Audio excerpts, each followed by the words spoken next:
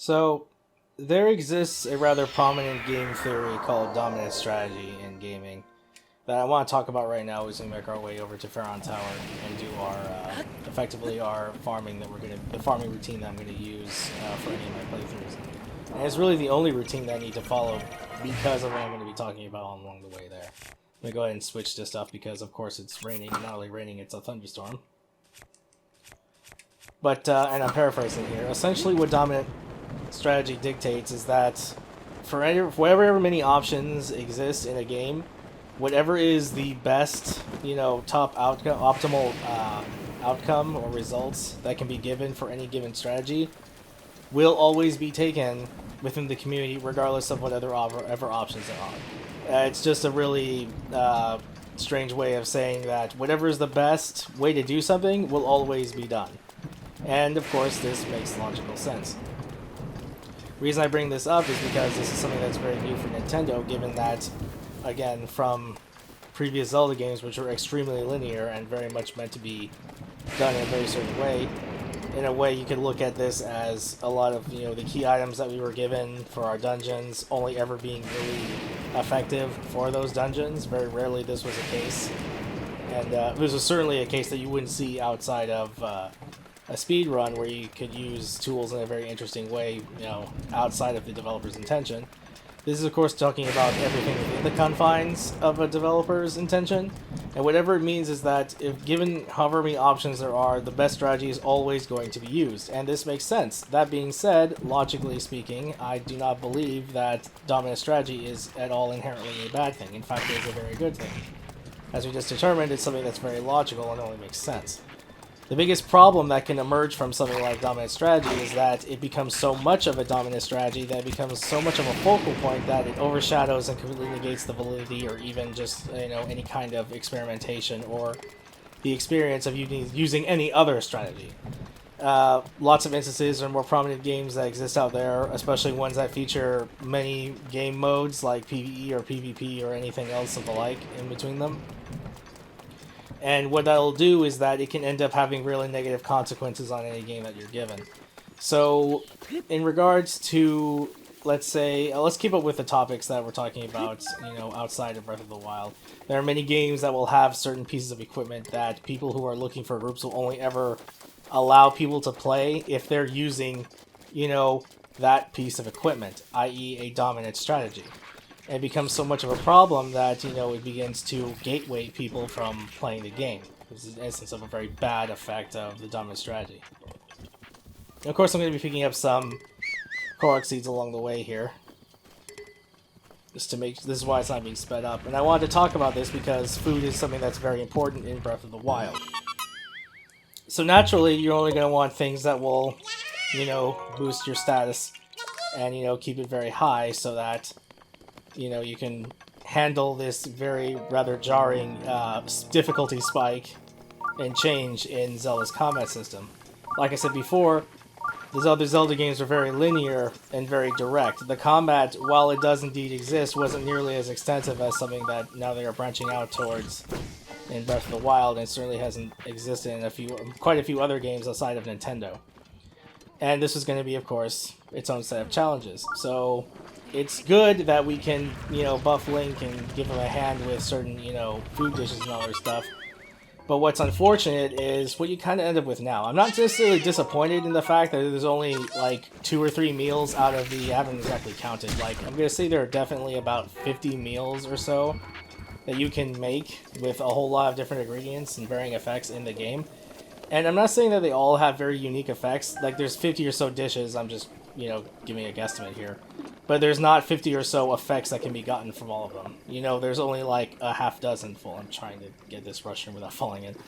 There's only a few handful that will actually, give you the only amount of effects that you can get. Let's see, we have stamina regain, we have health regain, movement boost, defense boost, attack boost, just to name. I don't think that's necessarily all of them, but that's essentially the only ones you'll be thinking about when you go into this game. So naturally, you want the stuff that helps you the most. So when I got these fairies, not these ones here on screen, but when I got the fairies before, that was a... I meant to use magnesis. And I can't do it while it's stasis. Anyway, sorry, I got a little distracted. So when I got the fairies before, it was strictly for, you know, backup purposes, and, well, rather unfortunately, I ended up needing about 2 more of the 3 than I actually needed, mostly because I was distracted by the live commentary. And I'm not saying that's other fault than my own, but I needed those because with only 3 hearts, you take a lot of damage compared to other games. Usually in Zelda, like for the first half of the game, you'll hardly ever see more than a single heart being taken at a time for any enemy's attack. Not that you can't lose all 3 of your hearts, but that's only if you're not paying attention or you just haven't got a hold of the Zelda's combat system yet in those older games. In this game, it's very likely, outside of the red bokoblins using, well, it depends on what they're holding, like, you know, usually a stick, which has 2 attack, and there's not really gonna, you know, one-shot you. There are a few blue bokoblins, and they can very much knock you down from 3 to 0, especially if you didn't get some of the clothing and put it on. So what I'm saying here is that, you know, the Zelda's combat system is very much changed, and that's going to be most jarring. And as I said before, I was easily turned off by it because, you know, there was no real mention of how, you know, the scenery or the stratagem had changed here. And so I was, you know, waiting. Well, obviously, I determined that it has to come from, you know, your eating. Obviously, you have to use your foraging skills, and then develop those into cooking skills, and then, you know, synthesize items that would help you out early on to get through certain challenges until you, of course, equipped up or got access to better equipment. You know, weapons that wouldn't be destroyed after 2 hits or something like that. And so where the dominant strategy comes in is after you've gone ahead and you've researched some stuff, and then you realize what the dominant strategy is. And what the dominant strategy here is that all you really need are Hardy Durians and Mighty Bananas. Yeah. That's essentially it. The only reason I only bring those 2 up and not anything else is, well, because of that. The Hardy Durians will keep you not only healthy, but they'll provide you extra hearts that you didn't really have or couldn't earn by now. And the Mighty Bananas, because the Barbarian armor is locked behind a few specific labyrinths or shrines, and they're not going to be available for till a certain point. Wow, I got a diamond from that rare ore deposit.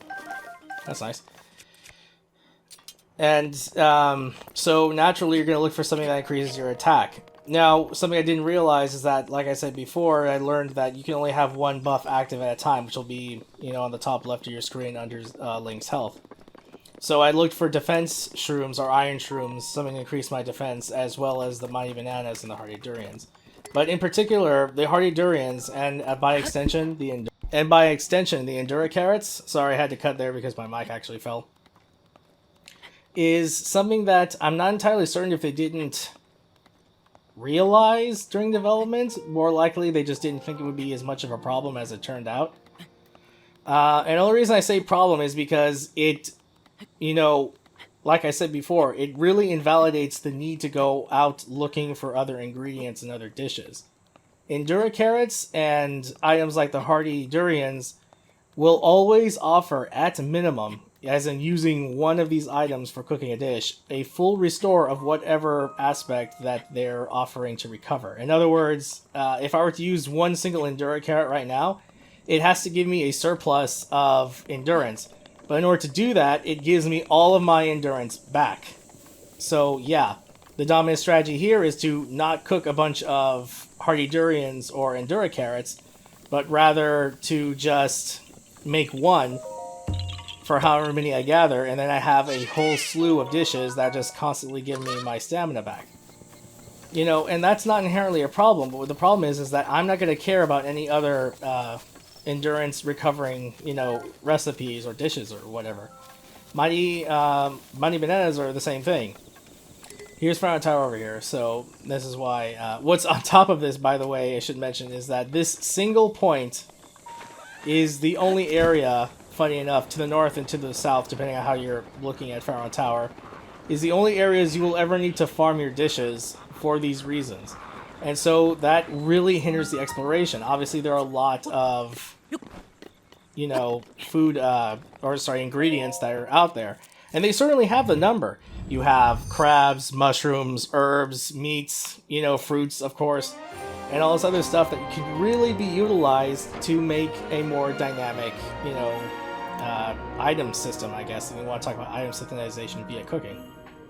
Unfortunately, as long as you know this about the Mighty Bananas and the Hardy Durians, you're not ever going to really need anything else. And the only reason I utilize movement is for convenience sake, not just for recording, just for playthrough.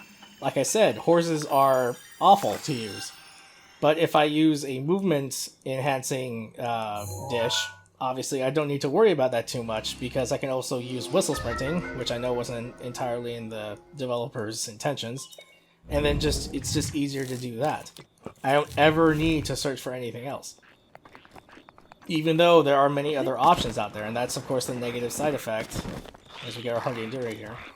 The negative side effect of a dominant strategy going awry. So obviously this is something that, well, I mean, technically now that they've discovered internet, they could patch this out. But we're talking about changing a whole system. This isn't necessarily something that could be very easy to do at all, and probably not worth their time, since of course they've been in about a year's development, I want to say, into Breath of the Wild 2, so obviously they're going to change it in the sequel now. So we're hoping that cooking won't be, mind you, more of a nuisance, but be more rewarding and more accommodating of, you know, your exploration. And that's, of course, another example of saying that wanting a dominant strategy to be necessarily bad, but just, you know, not exist at all. It's always going to exist, and we don't want something that, you know, as a cure-all just stifles us from ever using, you know, a discipline. For example, if they wanted to hard correct on the cooking, they could just make us gather, you know, an egregious amount of items comparable to what, you know, we could gather. You can only use 5 items at a time in cooking. Well, what if they wanted us to get like 15 or something like that? It takes 15 Hardy Durians to get the effect you want to. It just becomes more cumbersome, and that's not a very, you know, positive way to go about it. I don't have a particular problem since it's turned out this way, because as it turns out, which is, might be a, again, I'm not in their heads, I can't tell how they felt about, you know, certain systems being the way they were for the cooking, but this does give a relief to me because, and it's raining once again, so I have to wait a little bit. It gives a bit of a relief to me because then again, I also don't have to worry about those systems. I already have enough to worry about via the exploration, combat, and all that other stuff. So it is a little bit of a relief to know that there is a sound way to solve those status issues. So if I were to simply cook a Hardy Durian right now, it would give me one single Hardy Durian gives you 4, I like to call them shield hearts. They're extra hearts, they appear as yellow. And yeah, just, I picked up how many now? Let's see. 18! Wow. So that's 18 different dishes that I could make that just give me full restore plus 4 shield hearts constantly. And even though I don't recover those shield hearts, here we're going to talk about the system. Even though I don't recover those shield hearts, they're one-time use, I have 17 other dishes that I can just keep, you know, spamming that. And that's just that's just in that one farming run just now. Obviously, the amount of durians that regrow are going to change inherent to how much time you let pass. But there's always going to be at least one. So once you get a surplus going here, anybody who's played Harvest Moon can, you know, obviously understand this. Or any other management game. You'll just have a steady supply that once in a while you just have to occasionally come back to, in this case, Pharaon Tower, and then just start collecting what you have to. Now, there's always going to be, now that I have the map set for this place, there's always going to be I like to use bow and arrow for Hinox since you always hit their eyes with bows and arrows. And I like to use swords for Lionels because you usually combat them with your main weapons and only occasionally use your bows and arrows. So there's going to be a few other Hardy Durians over here. And I'm just going to go ahead and collect those, and we'll pick back up when we do the Mighty Carrots. And so naturally, when you're done doing the Hardy Durian run, you come over here, and now you go ahead and do the Mighty Banana run. Something I suppose should also be mentioned very much in terms of mechanics is how long those buffs last. So something that we didn't realize is early on for myself is how long these or how these effects were going to work or balance out. As it turns out, their answer to this was having it be a time. Now, if you were to just cook multiple dishes, like say the Mighty Bananas, you cook 5, it'll last for always 4 minutes, 10 seconds. And that's more than enough time, especially if you have the combat down for fighting a Lionel. Which is always fine for me, because in between, let's say I want to do fight a Lionel for the purposes of getting some really good equipment, but then I wanted to quickly switch to a movement dish, so I could always just activate that. And so something that helped to mitigate this a little bit more, to try and add more variety, was to add effects of time to your dishes. In other words, if you use certain monster parts, or experimented and used certain other ingredients along with those 4 other, let's say, Mighty Bananas, you could affect the time as for how long that, takes effect. And so while that is very much an interesting dynamic, it still ends up being overtaken by a dominant strategy.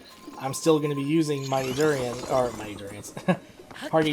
and Mighty Bananas, except now I'm just going to get them longer when I add another, not so much, well, I guess it is technically an exploit, but it's one that I think that was okay with the developers, or otherwise just not observed by them, because there is going to be a very steady source of shards that I'm going to be getting that I can just farm up, and those are going to satisfy multiple purposes at once. It's going to satisfy the effectiveness of my food, it's going to satisfy a need for rupees, among a few other things, and that's all from one source.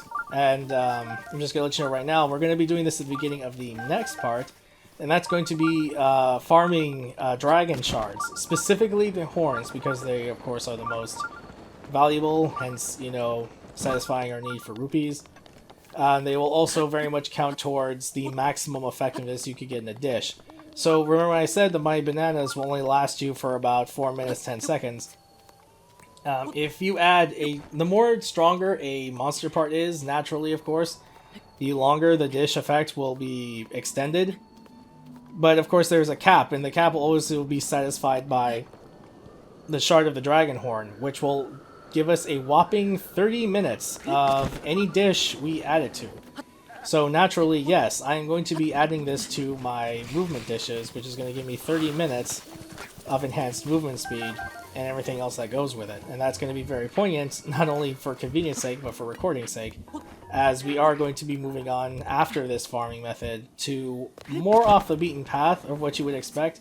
Because if you looked at the map, I'm kind of going a few areas almost everywhere right now. Let's see, of course I got the Master Sword, and that was a good, mad dashes across the north to east of Hyrule itself. Then I come all the way south to go to Pharaon Tower, and then I'm going to end up going east. So naturally you can start to see and understand the logic of how they sort of laid these things out. Naturally, when you're on something like an open world like Skyrim, or of course now Breath of the Wild, you'll want to go immediately to the next thing that catches your eye, and then hopefully they were assuming that that would be enough to... Please don't have fast shot. No, he doesn't. Okay.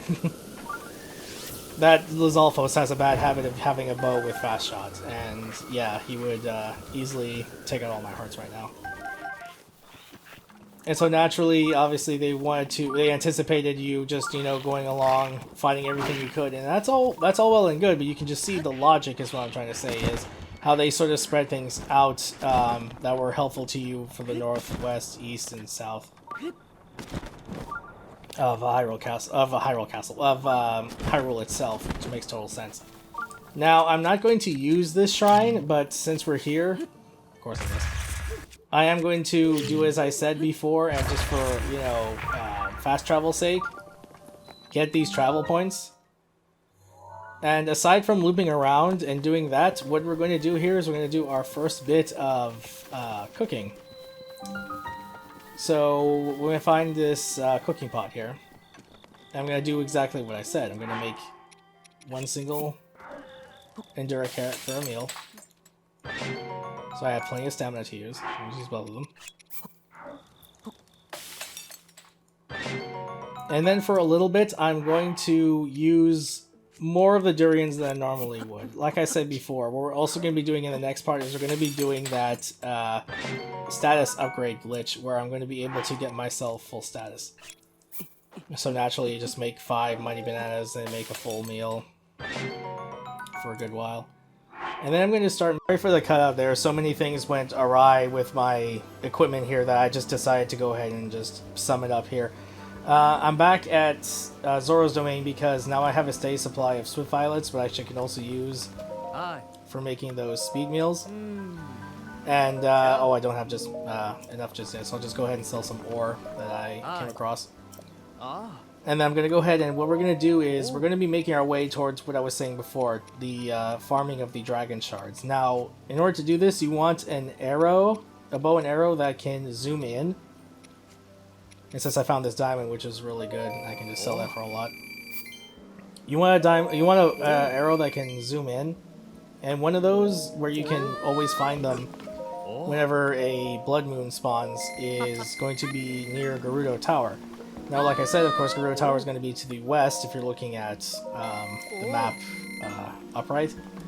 And I'm going to be making my way towards there, and I didn't want to abruptly just start with that because it's going to be, of course, a speed section. It's just going to be me traveling a long way straight to the tower, where I can get a point where I can, of course, you know, get this bow, get that travel point, as it is a tower, and then move along from there when everything else is done.